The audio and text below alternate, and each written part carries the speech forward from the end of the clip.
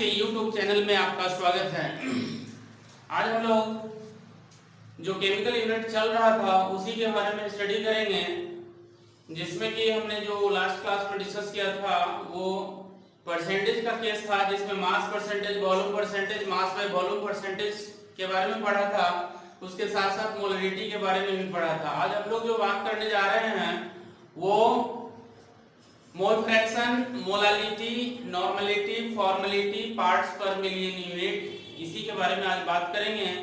जो कि एक सॉल्यूशन में जब भी हम लोग न्यूमेरिकल को सॉल्व करते हैं उसका एक पार्ट है, जिसका स्टडी जैसे ही हम लोग प्रॉब्लम सॉल्व करेंगे तो उस के अकॉर्डिंग ये सारा छोटा छोटा जितना भी यूनिट्स है सारे का यूज हम लोग न्यूमेरिकल बनाने में सॉल्व करते हैं। तो आइए आज जो केमिकल यूनिट होगा उसमें हम लोग जो बात करने जा रहे हैं वो मोल फ्रैक्शन के बारे में। एक्चुअली मोल फ्रैक्शन जो होता है वो भी एक तरह का केमिकल यूनिट ही है, जिसे डिफाइन करना होता है कि हमें जब भी स्टडी करना होता है तो मिनिमम 2 कंपोनेंट्स, जो सॉल्यूशन में कंपोनेंट प्रेजेंट होगा वो ओनली 2 कंपोनेंट्स का सॉल्यूशन होगा, जिसमें हम लोग मोल फ्रैक्शन को डिफाइन करेंगे। और इसमें अगर 2 से ज्यादा तरह का भी कंपोनेंट प्रेजेंट होता है तो उस केस में भी हम लोग इसे कैसे सॉल्व करेंगे, आइए जरा हम लोग देखते हैं mole fraction.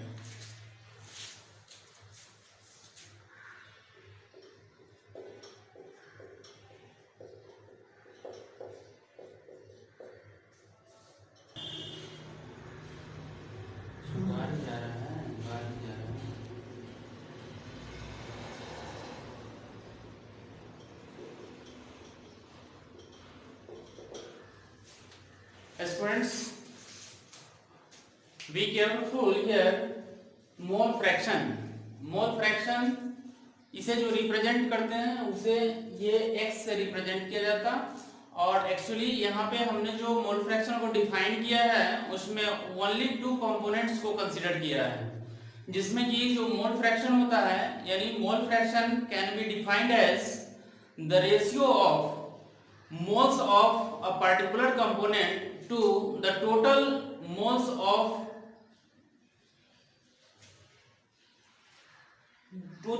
moles present in the mixture or solution। तो आप जो यहाँ पे देख रहे हैं कि ये जो मोल फ्रैक्शन है जिसको हम लोगों ने रिप्रेजेंट कर रहे हैं x से, यहाँ पे mole fraction equals two moles of particular component divided by total moles present in the mixture और सॉल्यूशन। ये जो मोल फ्रैक्शन को हमने डिफाइन किया, इसमें चाहे सॉल्यूशन में कितना भी कंपोनेंट्स क्यों ना हो, अगर हमें उसे मोल फ्रैक्शन निकालना है तो टोटल जितना भी सॉल्यूशन में कंपोनेंट प्रेजेंट होता है सारे कंपोनेंट के मोल फ्रैक्शन का सम यूनिटी के बराबर होता है, यूनिटी के इक्वल होता है। जैसे एक एग्जांपल हमने लिया कि लेट अस सपोज कि a container contains 2 components, that is A and B. Here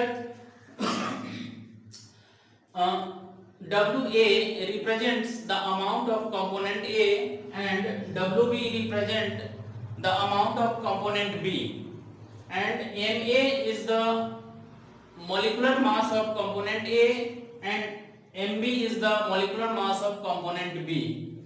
Here Na, small na represents the moles of component A and Nb represent the moles of component B. Total moles in the mixture Na plus Nb. तो therefore यहाँ पे हमने जो component 1 है, जो component A रखा है उसको XA equals to number of moles of particular component A divided by total moles of solution, और इसको हमने Na divided by summation of N रखा। दूसरा है XB यानी mole fraction of component B equals to NB divided by Na plus NB plus and so on equals to NB divided by summation of total moles of component in the mixture. और यहाँ पे हमने जो लिया वो total जो mole fraction होगा वो जितना भी कंपोनेंट होगा सारे कंपोनेंट के मोल फ्रैक्शन का सम 1 के इक्वल होता। तो उस केस में हम लोग अगर एक कंपोनेंट का वैल्यू हमें पता है तो दूसरा कंपोनेंट हम लोग x a अगर निकालना हो तो 1 माइनस x यानी जितना भी हमें निकालना होगा उसमें टोटल जो मोल फ्रैक्शन आया उसको अगर कंपोनेंट फर्स्ट का निकालना है तो 1 में से उतना माइनस कर लेंगे। अब इसी कॉन्सेप्ट के आधार पर हमने एक क्वेश्चन को रखा है। ये क्वेश्चन कुछ इस तरह का है कि 10% by mass aqua solution of sodium hydroxide is prepared, find out mole fraction of each component. Student यहाँ पे आप ध्यान देंगे कि हमें जो फाइंड आउट करना है वो मोल फ्रैक्शन ईच कंपोनेंट का हमें फाइंड आउट करना है। तो उस केस में हम क्या देखना है कि हम जब कभी भी देखेंगे तो कंपोनेंट को पता करेंगे कि उस सॉल्यूशन में उस मिक्सचर में कितना कंपोनेंट्स प्रेजेंट है। तो यहाँ पे जो देखा जा रहा है कि 10% by mass aqua solution of sodium hydroxide means कि एक कंपोनेंट अगर सोडियम हाइड्रोक्साइड है तो दूसरा कंपोनेंट वाटर है। तो उस केस में हमें वेट परसेंट दिया हुआ है, मास परसेंट दिया हुआ है जो 10% बाय मास है। तो उस केस में प्रत्येक कंपोनेंट का मोल फ्रैक्शन क्या होगा। सबसे पहले हमें ये फाइंड आउट करना होगा कि इसमें जो भी कंपोनेंट है उसका अमाउंट कितना कितना है। उन दोनों कंपोनेंट का पहले मोल्स निकालेंगे मॉलिक्यूलर मास से डिवाइड करके, और उसके बाद जिस कंपोनेंट का मोल फ्रैक्शन निकालना होगा उस कंपोनेंट का नंबर ऑफ मोल्स रखेंगे डिवाइडेड बाय टोटल मोल्स करेंगे। तो ये 10% बाय मास जो सॉल्यूशन देखेंगे इसमें हम लोग ये बोलते हैं कि 10% bye mass of aqua solution means कि 100 ग्राम solution contains 10 gram NaOH। therefore amount of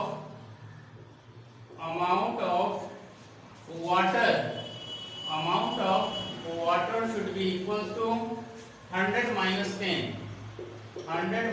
10 that means 90 gram of water H2O present होगा। तो इस जो सॉल्यूशन है इस सॉल्यूशन में 10 ग्राम NaOH है और 90 ग्राम H2O है। तो दोनों का नंबर ऑफ मोल्स निकालेंगे, यानी moles of NaOH sodium hydroxide. जैसा कि आप जानते हैं कि जब भी मोल्स निकाला जाता है तो given weight upon molecular weight, तो गिवन वेट यहाँ 10 है डिवाइडेड बाय मॉलिक्यूलर वेट 40 आएगा 0.25। नेक्स्ट है moles of water H2O equals to 90 divided by 18 equals to 5। तो यहाँ पे अब हम क्या करेंगे कि हमें टोटल मोल्स ऑफ सॉल्यूशन कितना होगा। तो टोटल मोल्स ऑफ सॉल्यूशन और mixture equals to 5 plus 0.25 becomes equal to 5.25। अब यहाँ पे हमें एक फर्स्ट कंपोनेंट का निकालना है, मोल फ्रैक्शन कितना होगा।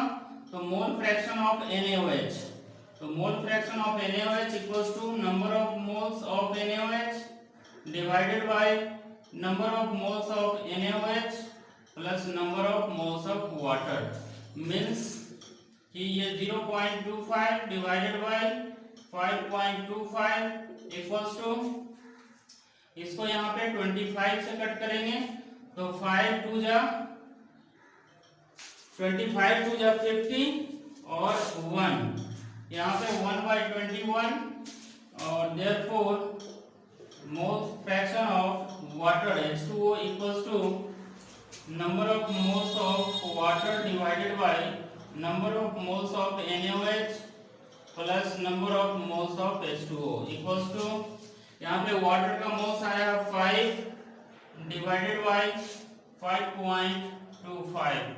अब यहाँ से डेसिमल पॉइंट हटा के 2 जीरो बैठाएंगे और यहाँ फिर इसे हम कट कर लेंगे तो इसे आप कैंसिल कर सकते हैं। 500 डिवाइडेड बाय 525 मींस कि इसको अगर हम 25 से कैंसिल करेंगे तो ये 20 और डिवाइडेड बाय ये 21 मींस कि 20 डिवाइडेड बाय 21। अगर यहाँ पे हम लोग देखें कि ये जो मोल फ्रैक्शन आया सोडियम हाइड्रोक्साइड का ये इक्वल्स टू 1/21 है। फिर इसी तरह का मोल फ्रैक्शन जब वाटर का निकाला तो इसमें जो आया हमारा 20 डिवाइडेड बाय 21। तो इस केस में अब क्या करना है कि टोटल हमें चेक करना है कि क्या दोनों का सम 1 के बराबर है कि नहीं, 1 के इक्वल है कि नहीं। अगर 1 के इक्वल आ जाता है दैट मीन्स कि ये क्वेश्चन हमारा सही है। अगर 1 के इक्वल नहीं आता तो इसका मतलब है कि ये गलत है। तो यहाँ पे 1/21 प्लस 20/21 करेंगे तो दोनों का सम 1 के इक्वल है। यानी यहाँ पे हम लोग लिख सकते हैं कि ये जो mole fraction of H2O plus mole fraction of NaOH ये इक्वल्स टू 1। इसका मतलब है कि ये सही है। ठीक है, तो इसके बाद हम लोग नेक्स्ट कॉन्सेप्ट पे चलेंगे। मोल फ्रैक्शन के जस्ट बाद हम लोग चलेंगे मोलालिटी, यानी जो नेक्स्ट हमारा यूनिट होगा वो मोलालिटी पे आएगा। तो आइए जरा यहाँ बात करते हैं।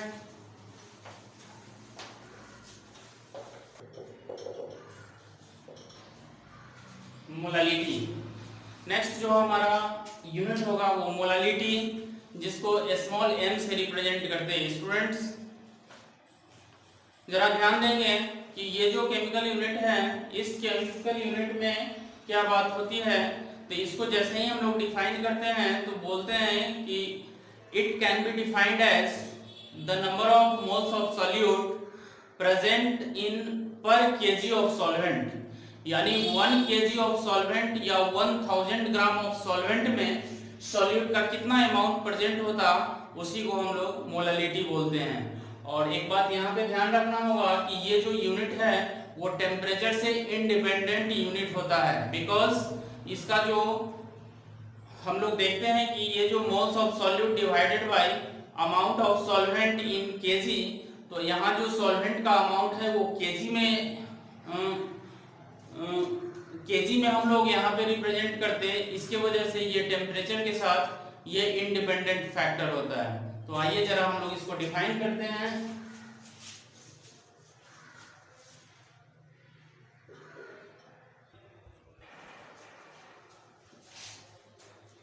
तो ये रहा हमारा मोलालिटी। मोलालिटी के बारे में हम लोग यही समझते हैं कि molality is defined as the number of moles of solute present in per kg of solvent। यानी 1000 ग्राम सॉल्वेंट में या 1 kg सॉल्वेंट में सॉल्यूट का कितना नंबर ऑफ मोल्स प्रेजेंट होगा उसी को हम लोग मोलालिटी पढ़ते हैं। तो यहाँ पे जस्ट हमें डेफिनेशन के तौर पे डिफाइन किया इसको। मोलालिटी को स्मॉल m से रिप्रेजेंट करते हैं। Small m equals to the ratio of moles of solute divided by mass of solvent in KG. तो इस केस में हमें एक डेफिनेशन के तौर पे जो फॉर्मूला हो गया वो मोलालिटी इक्वल्स टू ये हो गया। दूसरा हमारा हुआ कि ये मोल्स को हमने ब्रेक डाउन किया जिसमें कि amount of solute divided by molecular mass of solute into amount of solvent in gram. इसको जो हम लोग रखेंगे वो ग्राम में रखेंगे तो 1000 से मल्टीप्लाई करेंगे। ये भी एक फॉर्मूला है जिसे हम बहुत जल्दीबाजी में क्वेश्चन को सॉल्व करना हो तो इससे सॉल्व कर सकते हैं। अगर ये केस वेट परसेंट या मास परसेंट के फॉर्म में दिया रहा तो उस केस में जो मोलालिटी होगा ये molality equals to percentage by mass multiply 1000 divided by molecular mass of solute into 100 minus जो भी मास परसेंट होगा उसको अगर हम डायरेक्ट इस तरह से करें तो ये भी मेरा एक फॉर्मूला हो गया। तो इस तरह से ये जो फॉर्मूला है इसको जरा ध्यान में रखेंगे और ये भी फॉर्मूला ये बहुत ज्यादा हेल्प करेगी जब आप क्वेश्चन को सॉल्व करेंगे। जस्ट एक प्रूफ के तौर पे हम लोग देखते हैं कि लेट अस सपोज कि x% bye mass of solution. अगर यहाँ पे कोई 100 ग्राम सॉल्यूशन है उसमें x ग्राम सॉल्यूट प्रेजेंट होगा तो उसमें mass of solvent equals to 100 minus x करेंगे जो मास ऑफ सॉल्वेंट आएगा। अब इस केस में मोलालिटी को हमें डिफाइन करना है तो डायरेक्ट जो वेट परसेंट होगा यहाँ पे जो वेट परसेंट है या मास परसेंट इसके जगह पे हम लोग x% को लिया है तो यहाँ पे x पुट करेंगे multiply 1000 divided by molecular mass of solute into 100 minus x जो कि अमाउंट ऑफ सॉल्वेंट होगा जिसको यहाँ पे हमने निकाला है।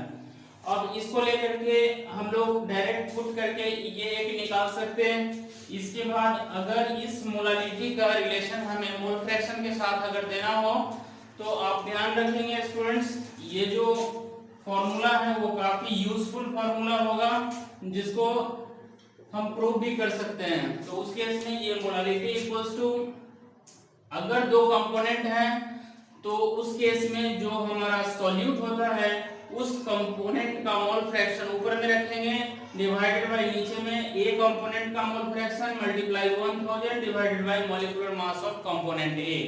तो इस तरह से अगर इस फॉर्मूले को हम लोग अगर माइंड में रखते हैं तो उस केस में मोलालिटी और मोल फ्रैक्शन के साथ अगर हमें कुछ भी रिलेशन अगर पूछा जाए तो हम इस फॉर्मूले से कैलकुलेट कर सकते हैं। ठीक है, तो इसको आप अच्छे से एक बार पढ़िए स्टूडेंट्स। और इसके बाद जो हम लोग नेक्स्ट देखने जा रहे हैं वो हम लोग रिलेशन देखेंगे जो किसके किसके बीच होगा। तो relation between molality and density, तो इस तीनों के साथ हम लोग एक रिलेशन को देखने जाएंगे।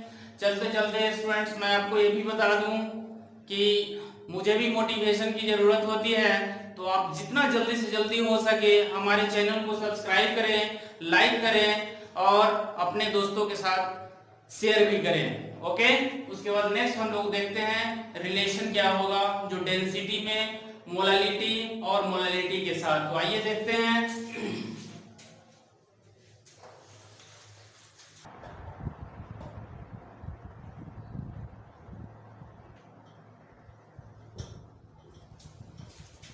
हाँ जी, तो आइए यहाँ पे जरा हम लोग रिलेशन के बारे में बात करते हैं, किसके किसके साथ रिलेशन देखना है। तो ये relation between molarity capital M, molality small M and density of solution.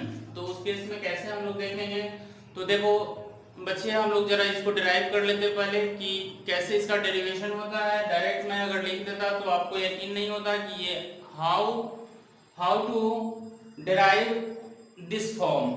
तो उस केस में हम लोग सही नहीं पता कर सकते कि हम लोग इसका डेरिवेशन किया कैसे। उस केस में हम लोग पहले पढ़ चुके हैं कि ये जो मोलरिटी है इस मोलरिटी को डिफाइन किया weight of solute bye molecular weight of solute, volume of solution in ml और ऊपर में 1000।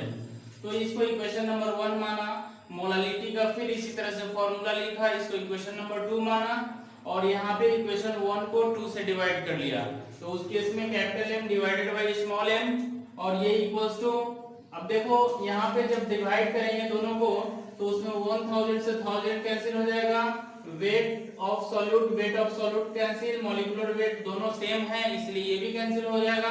तो इसमें जो यहाँ से दोनों को डिवाइड करने के बाद जो बचा वो वेट ऑफ सॉल्वेंट या मास ऑफ सॉल्वेंट जो कंपोनेंट A रखा है WA divided by volume of solution in ml। अब यहाँ पे जो मास ऑफ कंपोनेंट A है इसको टोटल सॉल्यूशन के मास में से B वाले कंपोनेंट का मास को माइनस कर लेंगे तो मास ऑफ कंपोनेंट A मिल जाएगा, डिवाइड कर लेंगे B से। अब यहाँ पे क्या किया, फिर इसी तरह से capital M divided by small m equals to, ये दोनों को अलग अलग कर लिया, मास बाय वॉल्यूम माइनस ये जो मास of component B by volume ये हो गया। ये मास बाय वॉल्यूम को हम लोग डेंसिटी पढ़ते हैं तो उसके इसमें D माइनस, अब यहाँ पे जो WB होगा इस WB को यहाँ से हम लोग फाइंड आउट कर लेंगे और उसके वैल्यू को यहाँ पे पुट कर लेंगे। तो ये मॉलिक्यूलर मास ऑफ सॉल्यूट जो B है उसको रखा डिवाइडेड बाय 1000 किया जो ऊपर से यहाँ पे हमने पुट कर दिया। अब यहाँ पे इस टर्म को इस तरफ ले चलेंगे तो उसके इसमें density equals to molarity by molality plus molecular mass of component B divided by 1000। तो यहाँ पे जो डेंसिटी आया तो please be kept in mind to solve the questions which is related with density, molality and molecular mass of component B। और students तो इसको आप ध्यान में रखेंगे कि यही हमारा रिलेशन है जो डेंसिटी के साथ मोलालिटी और मोलालिटी का रिलेशन आया जिसे हमें ध्यान में रखना है ताकि इससे हम क्वेश्चन को सॉल्व कर सकें। इसी के आधारित हमने दो क्वेश्चन को लिया है तो उस दो क्वेश्चन को जरा सॉल्व करना है, आप ही एक बार सॉल्व करें। अगर सॉल्व नहीं होता है तो मेरे हिंट में आकर के देखेंगे आप। यहाँ पे क्या करना है, क्वेश्चन क्या पूछा जा रहा है कि 60 gram of glucose is dissolved in 200 gram of water. Find out molality. तो ये एकदम वेरी सिंपल, इस केस में ये हमें फॉर्मूला है molality equals to weight of component, यहाँ पे मास ऑफ सॉल्यूट जिसको हम लोगों ने B रखा divided by molecular mass of solute into mass of solvent और इनटू 1000। तो ये इक्वल्स टू यहाँ पे हम लोग जो वेट दिया हुआ है, जो मास ग्लूकोज का दिया हुआ है वो 60 है। जब इसका फाइंड आउट करोगे ग्लूकोज का मॉलिक्यूलर मास ये 180 आएगा, multiply wait of component A means की अमाउंट ऑफ सॉल्वेंट है जो 200 ग्राम ऑफ वाटर है, मल्टीप्लाई 1000। तो यहाँ से 200 से 5 जा, 60 से ये 3 जा, ये इक्वल्स टू 5/3। तो ये जो इतना मोल पर केजी होगा यही मोल पर केजी हमारा इसका आंसर होगा, यानी इसको अप्रोक्स में 1.33 मोल पर केजी भी आप लिख सकते हैं, इसको मोल पर केजी। ठीक है, तो ये आंसर हुआ। इसके बाद नेक्स्ट हमारा क्वेश्चन है find out the molality of 30% by mass aqueous solution of urea. तो यहाँ पे 30% बाय मास ही दिया हुआ है, इसका मतलब होता है कि जो भी हमारा अमाउंट दिया हुआ है वो सॉल्यूट का अमाउंट दिया हुआ है, लेकिन हम लोगों ने वेट परसेंट को या मास परसेंट को बहुत अच्छे से डिफाइन किया है। तो उसमें अगर 100 ग्राम कोई सॉल्यूशन होगा तो उसमें 30 ग्राम क्या प्रेजेंट होगा, यूरिया प्रेजेंट होगा। तो जो अमाउंट ऑफ सॉल्वेंट होगा वो कितना आएगा, वो 70 ग्राम आएगा। तो उस केस में डायरेक्ट चाहे तो इसके फॉर्मूले का यूज कर सकते हैं और उस फॉर्मूले की हेल्प से हमें यहाँ पे मोलालिटी को डिफाइन कर सकते हैं। तो यहाँ पे एक हमारे पास फॉर्मूला भी है, ये molality equals to percentage W/W into 1000 divided by molecular mass of B into 100 minus percentage W/W। तो इस केस में इस फॉर्मूले पे हम लोग इसको पुट कर सकते हैं, जिसमें कि आप देखेंगे कि यहाँ पे कितना दिया हुआ है, वेट परसेंट 30 दिया हुआ है। तो यहाँ पे हम लोग ये 30 रखेंगे multiply 1000 divided by molecular mass of urea, जब आप कैलकुलेट करोगे ये 60 आएगा, multiply 100 minus 30, this becomes equal to 32 यानी 1/2 मल्टीप्लाई 1000 और डिवाइडेड बाय 70 मींस कि 2 से ये 500, ये इक्वल्स टू 500 डिवाइडेड बाय 70, 10 से 10 कैंसिल हुआ, यहाँ पे 50/7 दैट मींस 7.1 m मोल पर केजी। तो इस तरह से देखो भाई कि कैसे क्वेश्चन को सॉल्व किया जाता।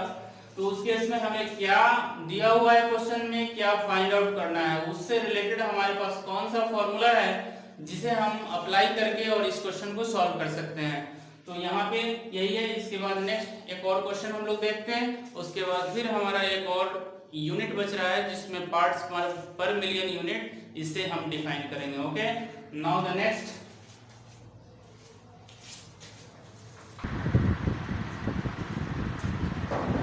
ये हमारा लास्ट क्वेश्चन है।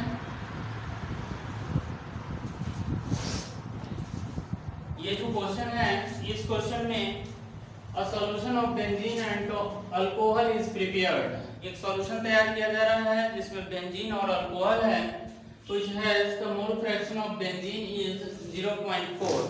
Find out the molality of solution. Student पहले आप क्या करेंगे, पहले खुद से इसको ट्राई करेंगे, क्योंकि इसका जो कॉन्सेप्ट है उसको मैंने पहले ही डिराइव कर चुका है। तो इसमें अगर फॉर्मूला आपको याद है तो बहुत जल्दी बन जाएंगे, अदरवाइज आपको थोड़ा सा टाइम लग सकता है। तो इस केस में हमें क्या करना है, एक कंपोनेंट को अगर हम सॉल्यूट रखेंगे तो दूसरे कंपोनेंट को सॉल्वेंट रखना होगा। यहाँ पे जैसे आप मोल फ्रैक्शन ऑफ बेंजीन एक दिया हुआ है जो 0.4 है। तो इस केस में हमें अगर मोल फ्रैक्शन बेंजीन का दिया हुआ है 0.4 तो 0.6 जो आएगा वो हमारा मोल फ्रैक्शन ऑफ सॉल्वेंट होगा, जो सॉल्वेंट के रूप में कौन सा होगा, अल्कोहल होगा। तो आइए जरा हम लोग देखते हैं इसको, इसका सॉल्यूशन कैसे करते हैं।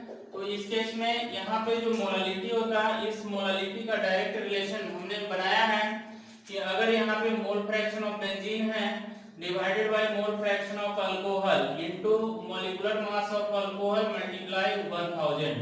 ये हमारा रिलेशन है, यानी यहाँ पे जो मोल फ्रैक्शन है ये अल्कोहल का है, ये mole fraction be for benzene.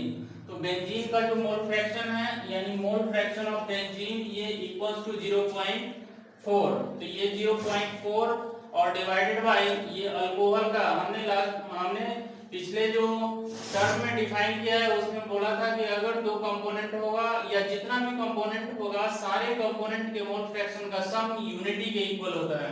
उस केस में यहाँ पे 0.4 डिवाइडेड बाय 0.6 और ये मॉलिक्यूलर मास अल्कोहल का लेंगे, जो अल्कोहल के रूप में जनरली यहाँ पे अल्कोहल के रूप में इथेनॉल होता C2H5OH, जिसका आप निकालेंगे तो मॉलिक्यूलर मास 46 होगा और मल्टीप्लाई 1000 जो ये फॉर्मूला है उसका यूज किया। अब यहाँ पे क्या करेंगे, इस डेसिमल पॉइंट को हटा देंगे और इसको हाफ कर लेंगे, इसको भी हाफ कर लेंगे। अगर इसका हाफ करेंगे तो ये आएगा 23 और ये इक्वल्स टू कितना आ गया, ये 1000 डिवाइडेड बाय 23 मल्टीप्लाई 3 यानी ये 69। तो यहाँ पे 1000 है, इसको अप्रॉक्स में हम लोग चाहें तो ये भी अगर इसको 70 रख लें तो इसको हम लोग 100 और डिवाइडेड बाय 7 लिख सकते हैं, जो इसका आंसर ये मोल पर केजी के रूप में आएगा। इसको हम मोल पर केजी, जिसको मोलालिटी का एक यूनिट होता, यही हमारा आंसर होगा। ठीक है, इसके बाद हमारा जो नेक्स्ट यूनिट होगा बाबू वो हम पार्ट्स पर मिलियन यूनिट के रूप में आते हैं। पर मिलियन, मिलियन का मीनिंग आपको पता है कि मिलियन का मतलब होता है कितना, 10 का पावर 6। तो आइए जरा हम लोग पार्ट्स पर मिलियन यूनिट यानी जो नंबर ऑफ पार्ट्स किसी भी चीज का अगर प्रेजेंट होता है वो टोटल कितने पार्ट में प्रेजेंट है मल्टीप्लाई 10 का पावर 6 करते, वही हमारा पार्ट पर मिलियन यूनिट होता। तो इसको नोट कर लीजिए और इसके बाद हम लोग आते हैं पार्ट्स पर मिलियन यूनिट के रूप में। ठीक है, ओके।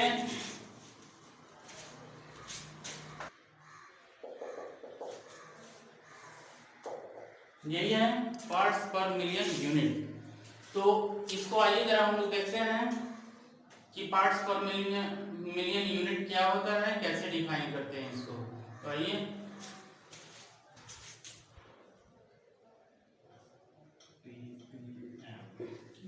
यही है, तो पार्ट्स पर मिलियन यूनिट को जरा हम लोग डिफाइन कर लेते हैं कि parts of the solute part in 1 million parts of the solution, यानी 1 million part of the solution में सॉल्यूट का कितना पार्ट्स प्रेजेंट होता, उसी को हम लोग पार्ट्स पर मिलियन बोलते हैं। यानी पर मिलियन का मीनिंग होगा 10 का पावर 6, यानी 1 पे 6 जीरो होगा। तो यहाँ पे हम लोग मास के टर्म में भी अगर ऊपर में रखें तो मास ऑफ सॉल्यूट भी बोल सकते हैं divided by mass of solution. ये दोनों ग्राम है तो ग्राम में ही रखा जाएगा मल्टीप्लाई 10 के पावर 6, यानी आप चाहो तो इसको भी आप याद रख सकते हैं कि 1 ppm becomes equal to mass of solute in gram divided by mass of solution in gram multiplied by 10 का पावर 6।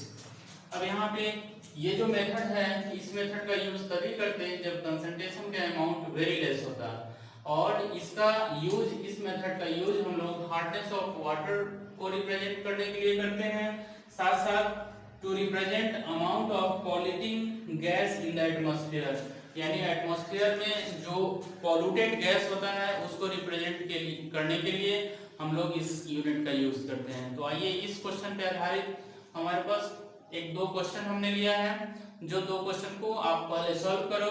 अगर ये आपसे नहीं सॉल्व होता है तो फिर मेरे सॉल्यूशन को आप देखो यहाँ पे। तो ये जो सॉल्यूशन होगा, इस सॉल्यूशन में क्वेश्चन पहले समझेंगे कि what have to be given in the question and what have to be calculated. तो इस क्वेश्चन में हमें क्या दिया हुआ है, क्या कैलकुलेट करना है, इससे रिलेटेड हमारा कॉन्सेप्ट क्या है। तो 1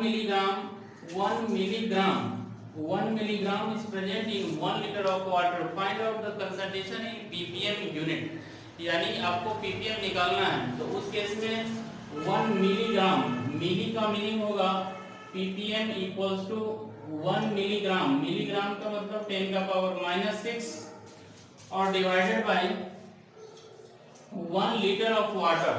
1 लीटर है, 1 लीटर को हम लोग 1 केजी भी बोल सकते हैं, because density of water equals to 1 gram per ml या 1 ग्राम पर सीसी। तो उस केस में यहाँ पे जो इसका मास होगा वो 1 litre equals to 1 KG, that means 10 का पावर 3 ग्राम मल्टीप्लाई 10 का पावर 6।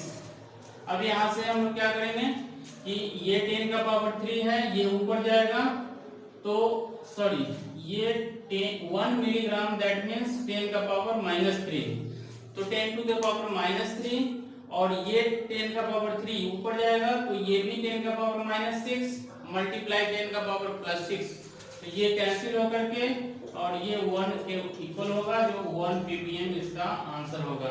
उसके बाद नेक्स्ट हमारा होगा कि 20 gram of SO2 sulphur dioxide is present in 100 kg of air, find out the concentration in terms of ppm unit। इसको भी हम लोग उसी तरह से सॉल्व करते हैं।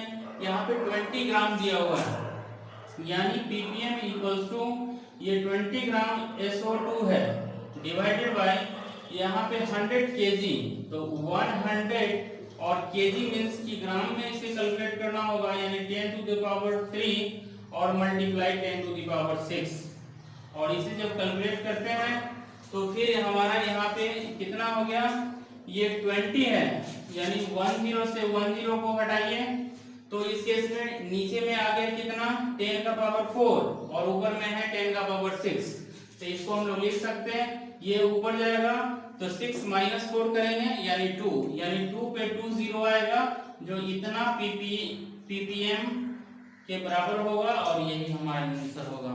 तो आज के लिए स्टूडेंट्स हम लोग इतना ही, नेक्स्ट क्लास में हम लोग